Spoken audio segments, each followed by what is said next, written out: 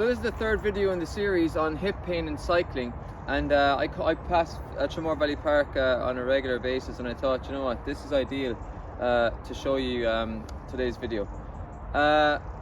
It's about movement.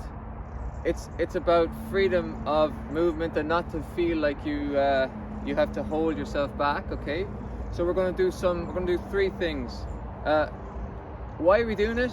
Because our hip is a joint that wants to move in all directions. Okay, if we only just move it into this position in sitting and then keep it in this position when cycling, it's not going to be happy with that. Okay, so first one I would like to show you is a rotational one. Okay, so you just swivel your pelvis around in a circle. It cannot be easier.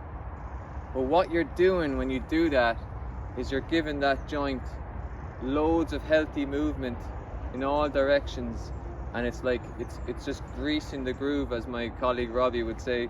It's like just generally good. There's blood flow into the joint. If you don't move it, you lose it. That kind of concept. Okay, and then you can play with that. You might then maybe try twisting it like this. Yeah, so here's where you let your arms go like jelly and just let the weight of your arms move you through rotation. Okay, yeah, so both of those could be developed into more, like this one can become kind of, you can drop down into it, you know, bring your arms in.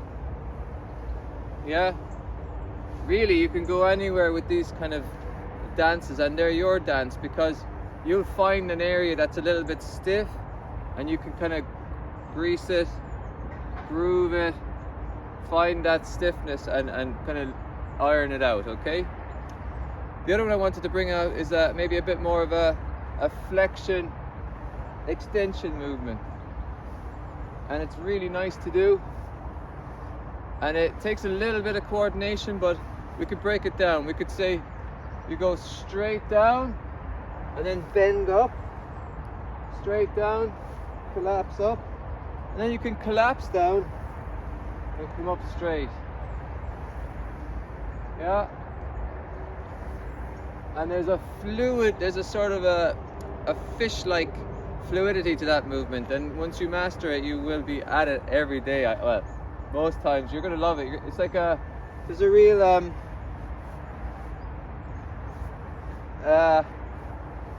reptilian type of feeling to it.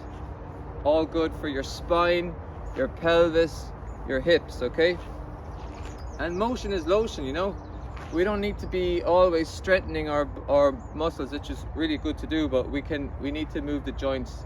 That is also key. Okay, and then lastly, I just thought, find an area. So for me, it's all this front of my body up this way is all super tight and restricted, and I need to open that up, and this area too. So, you know, I was messing around here holding onto the bar, and I could hook my leg up to this, and then now there's a sort of a weight, there's a stretch happening down this side of my body, which I can feel is beneficial, you know.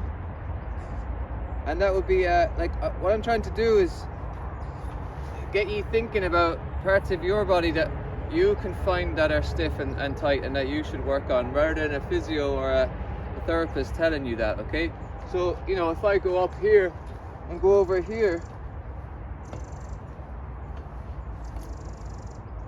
there's not as much of a feeling of tightness here. Yeah, so I know this side is needing it.